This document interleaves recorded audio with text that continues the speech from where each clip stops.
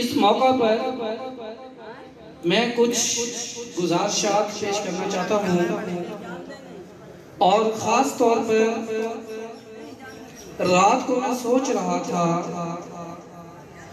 کہ آج کل کے نوجوان جو نسل ہے وہ ٹیچرز کی رسپیکٹ جو ہے وہ بہت کم ہوتی جا رہی ہے۔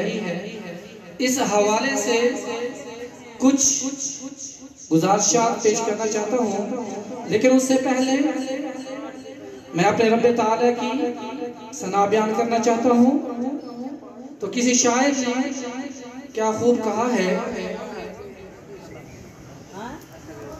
ابتدائے سخن اس پاک ہستی کے پاک نام سے جس کا ذکر میرے ذہن کو اجالا اور روح کو پاکیزگی بخشتا ہے، جس کی عنایت میرے شریک حال رہتی ہے، جس کا کرم مجھے زندگی کے بوجھ تلے جھکنے نہیں دیتا، اور جب کبھی میں ٹھوکر کھا کر گر پڑوں تو وہی ہے جس کا دامن پناہ مجھے سمیٹ لیتا ہے۔ میں گنہگار تھا، میں حقیر تھا، تیرے در کا ایک فقیر تھا۔ میں گنہگار تھا، میں حقیر تھا، تیرے در کا ایک فقیر تھا۔ تو نے ایک ہی سجدے میں بدلے میں مجھے کیا سے کیا بنا دیا۔ ہم روز گناہ کرتے ہیں، وہ چھپاتا ہے اپنی رحمت سے۔ ہم روز گناہ کرتے ہیں، وہ چھپاتا ہے اپنی رحمت سے۔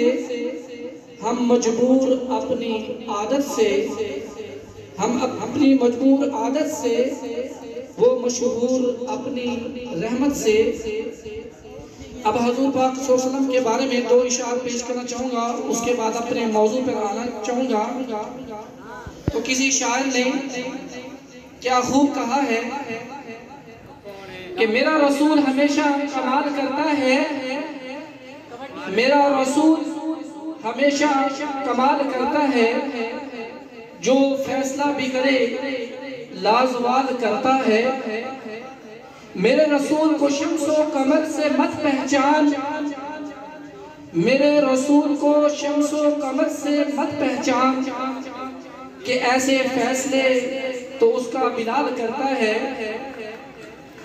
بنائی کیا موہنی صورت، ایک اور پیارا شعر ہے، بنائی کیا موہنی صورت محمد کی، ہوئے شیدا کہ جس نے دیکھ لی صورت محمد کی۔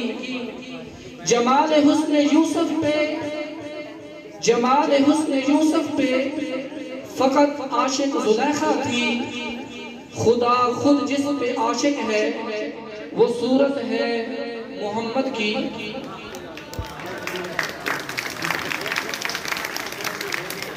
اور آخری شعر بڑا پیارا شعر ہے، گنہگاروں کو جنت سے کھڑے دربان روکیں گے، گنہگاروں کو جنت سے کھڑے دربان روکیں گے۔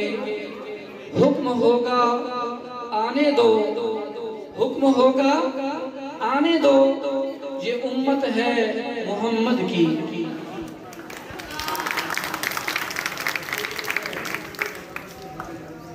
جی اب ہم تھوڑا سا استاد کی اہمیت کے بارے میں بتانا چاہتے ہیں، کیونکہ آج کے دور کے اندر میں نے کافی دیکھا ہے کہ والدین اپنے بچوں کی تربیت کے اندر کمی کر رہے ہیں، بچوں کی تربیت اچھی نہ ہونے کی وجہ سے، اور ادھر سے والدین کے ساتھ ساتھ ٹیچرز کی ذمہ داریاں بھی کچھ کم ہوتی جا رہی ہیں، جس کی وجہ سے بچے جو ہیں وہ ٹیچرز کی رسپیکٹ جو ہے وہ اس طرح نہیں کرتے جس طرح کی کرنی چاہیے۔ اس حوالے سے مجھے ایک بات یاد آ رہی ہے، آپ نے نام سنا ہوگا، ایک ارسطو تھا جس کو ہم انگلش میں ارسطوٹل بولتے ہیں، اور ایک اور آدمی جو بہت مشہور ہیں، جس کا نام سکندر اعظم تھا۔ ارسطو جو ہے یہ سکندر اعظم کا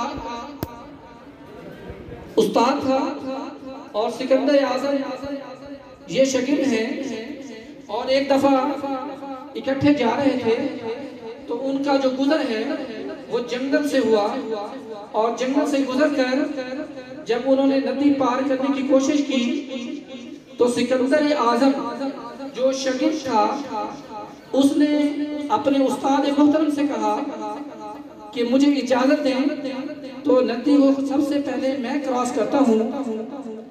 تو انہوں نے اجازت دے دی، اور جب سکندر اعظم ندی کو کراس کر کے دوسرے جگہ پر پہنچ گئے، پیچھے سے ارسطو آئے جو ان کے استاد تھے، اور استاد نے پوچھا اے سکندر اعظم، تو نے اچھا نہیں کہا، تم نے یہ جو کام کیا ہے اچھا نہیں کیا، پہلے استاد کا کام تھا کہ اس کو جانا چاہیے تھا، لیکن تم نے ندی کو کراس کر دیا، اس کی کیا وجہ ہے؟ تو سکندر اعظم نے بڑی اچھی بات کی اور کہا، جواب دیا، مجھے پتا تھا کہ ہو سکتا ہے کہ ندی جو ہے وہ گہری ہو اور آپ کراس کریں، ہو سکتا ہے آپ اس کے اندر ڈوب جائیں، اس لیے میں نے کہا کہ اگر ڈوبنا چاہوں تو میں ڈوب جاؤں، میرا استاد نہ ڈوبے۔ اور اس وقت جو اس کے الفاظ تھے وہ سننے کے قابل ہیں۔ سکندر اعظم نے یہ بات کہی کہ ایک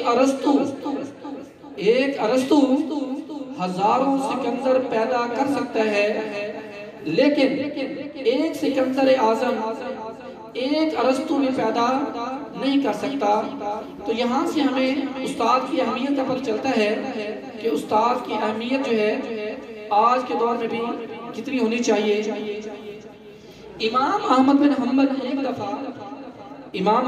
حنبل ایک دفعہ کسی درخت کے ساتھ ٹیک لگا کے بیٹھے ہوئے تھے، تو دوران ٹیک جب لگا کے بیٹھے ہوئے تھے تو ان کے بعد استاد محترم کا نام آیا، تو وہ اچانک کھڑے ہو کے سیدھے ہو کے بیٹھ گئے۔ تو کسی نے پوچھا کیا وجہ ہے؟ کہنے لگے امام احمد بن حنبل نے کہا کہ میرے استاد محترم کا نام آئے اور میں ٹیک لگا کر بیٹھا رہوں، یہ مجھ سے گوارا نہیں ہوتا۔ تو یہ ہے استاد محترم کی رسپیکٹ ہے جو ہمیں کرنی چاہیے۔ لیکن اب وہ کون سے کام ہیں جو آپ نے استاد کی رسپیکٹ میں کرنے چاہیے، تاکہ آپ کو پتہ ہونا چاہیے کہ وہ کون سے ایسے فیکٹر ہیں، ایسے کام ہیں جو ہمیں اپنے استاد محترم کی عزت کے لیے کرنے چاہیے۔ تو آپ اس کو اچھی طرح سمجھ لیں، سوچ لیں اور ذہن نشین کر لیں۔ نمبر 1، آپ نے استاد کو اتنا ادب دینا ہے کہ جب بھی آپ کو کوئی ٹیچر ملتا ہے، چاہے بازار میں ملے، چاہے سکول میں ملے، جس جگہ ملے، آپ نے سب سے پہلے ٹیچر کو سلام کرنا ہے۔ کریں گے جی؟ سارے بولو۔ نمبر 2، استاد کی طرف پشت کر کے بیٹھنا، یہ بھی بات بے ادبی ہے۔ استاد کی طرف پشت کر کے بھی نہیں بیٹھنا ہے۔ اور تیسرا کام آپ نے یہ کرنا ہے، استاد محترم کے سامنے کبھی جھوٹ نہیں بولنا۔ استاد محترم کے سامنے کبھی جھوٹ نہیں بولنا ہے۔ استاد کے سامنے کبھی فریب، دھوکہ نہیں کرنا ہے۔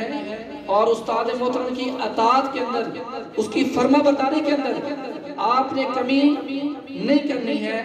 اور سب سے اہم کام جو میں یہاں پر چیک کرتا رہتا ہوں اور میں نے نوٹ کیا ہے کہ استاد کے سامنے بھی کیا استاد سے آگے بچے چل رہے ہوتے ہیں، تو یہ بہت بڑی خطرناک بات ہے۔ آپ نے استاد کے آگے نہیں چلنا ہے۔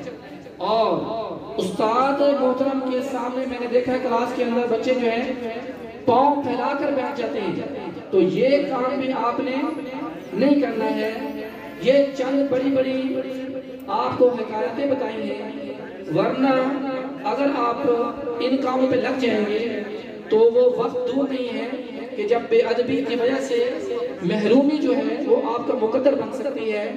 تو آپ نے ان تمام باتوں کو ذہن نشین رکھنا ہے اور ان باتوں پر کیا کرنا جی؟ عمل کرنا ہے۔ سارے لوگ عمل کریں گے جی؟ سارے لوگ ہاتھ کھڑے کریں، ہاتھ کھڑے کر کے بتائیں، سارے لوگ ہاتھ کھڑے کریں کہ استاد محترم کی عزت کے اندر کسی قسم کی کوئی کمی